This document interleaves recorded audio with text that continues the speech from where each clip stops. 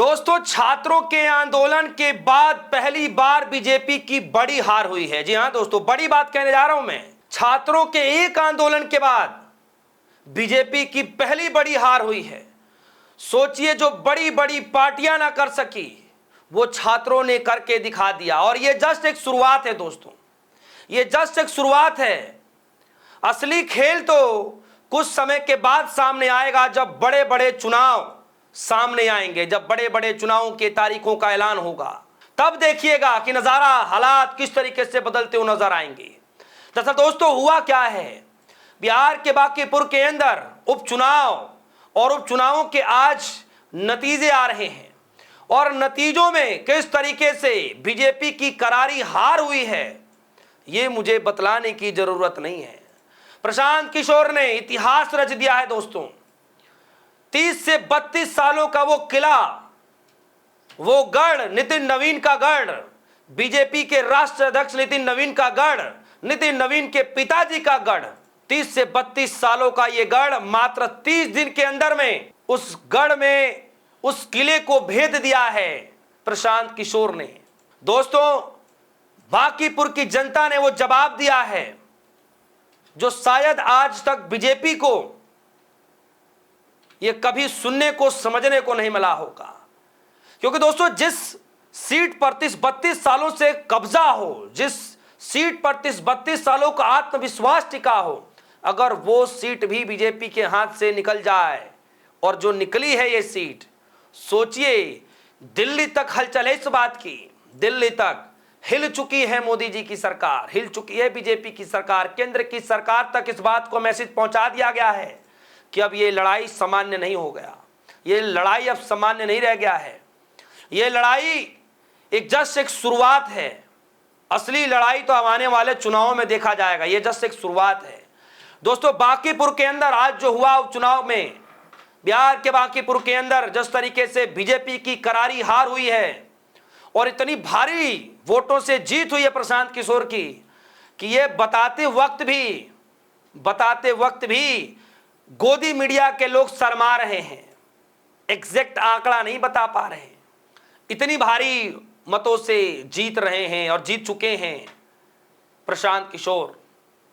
पूरा का पूरा माहौल बदल चुका है दोस्तों। और आपको मैं बताने जा रहा हूं जो बात, उस बात को सुनने के बाद आप भी हैरान हो जाएंगे कि किस तरीके से छात्रों का आंदोलन हुआ, और उस आंदोलन में किस तरीके से आंदोलन करने वाले छात्रों को लेकर के नितिन नवीन साहब ने क्या कुछ नहीं कहा था, किस तरीके से केंद्र शिक्षा मंत्री धर्मेंद्र प्रधान जो थे, उन्होंने क्या कुछ नहीं कहा है इन छात्रों को लेकर के, कई बड़े नेताओं ने क्या कुछ नहीं कहा। आज वही छात्रों ने, उन्हीं छात्रों का गुस्सा, वहां के लोगों का गुस्सा दिखा दिया कि असल में जो आप चाहते हैं वो अब नहीं होगा। और बांकीपुर जस्ट एक झांकी है दोस्तों, असली खेल तो बाद में होगा। खैर, खबर है दोस्तों कि उपचुनाव में बांकीपुर बड़ी जीत। अब जरा मैं आपको लिए चलता हूं, नितिन नवीन साहब का वीडियो आप सभी को तो पता ही होगा, सुना ही होगा।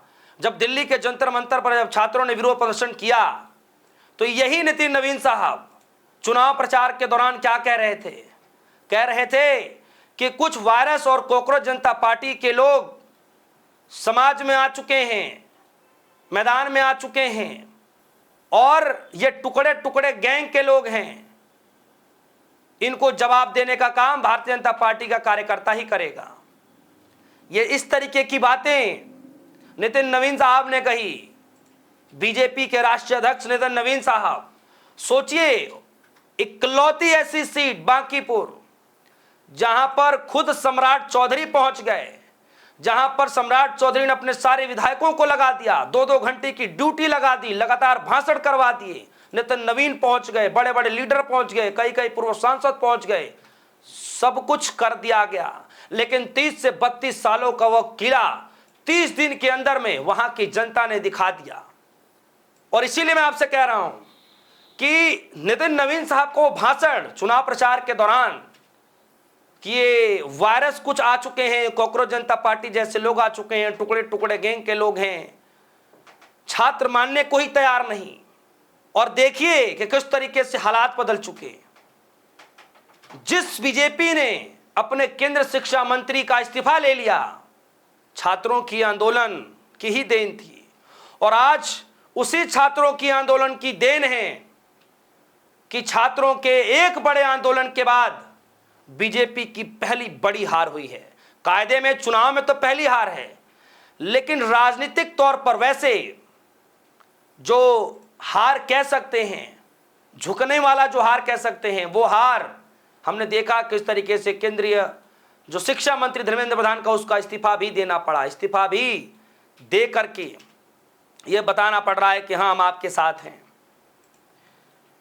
तो दोस्तों, आज इसकी शुरुआत अब हो चुकी है। दिल्ली तक हलचल है कि आखिर ये सब कुछ हुआ कैसे। दोस्तों, तो मैं आपको बता दूं कि बिहार के अंदर भले ही बीजेपी ने सत्ता बना ली गठबंधन के तौर पर, ये लड़ाई असल में ये जो चुनाव जो जीता गया, ये चुनाव आप सबको पता है नीतीश कुमार की वजह से चुनाव जीता गया। जो जितनी भी सीटें आई नीतीश कुमार की वजह से सीटें आई, लेकिन जो नेतृत्व बनाया गया, जो नया चेहरा दिया गया, वो चेहरा दिया गया सम्राट चौधरी का।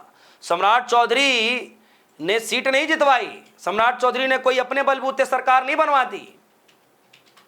असली इस खेल की जो किंग मेकर थे वो थे नीतीश कुमार, और नीतीश कुमार को बाहर कर देना वहां की जनता को भी बहुत बुरा लगा। तो पहली कमी तो ये रही। दूसरी कमी, उन छात्रों, उन जेएनजीओ को टुकड़े टुकड़े गैंग से जोड़ा गया। न जाने क्या से क्या कुछ नहीं कहे गए। आज उसी बात की देन है, नितिन नवीन जी के कहने के बाद आज छात्रों ने, जेएनजीओ ने, वहां के लोगों ने बता दिया कि असली ताकत जनता के हाथों में है, और वो दिखा दिया। तो दूसरी जो हार की वजह है वो यही है, किस तरीके से बरगलाया गया। और आज भी दोस्तों मैं आपको बता दूं कि मामला रुक नहीं रहा है। आज भी इनके बड़े बड़े नेता, कोई कह रहा है कि गटर छाप, कोई कह रहा है सड़क छाप, कोई कह रहा है कि पंचर बनाने वालों के बच्चे थे दिल्ली के जंतर मंतर पे। ये सब कुछ कह दिया गया, लेकिन रिजल्ट तो कुछ और ही बता रहे हैं दोस्तों।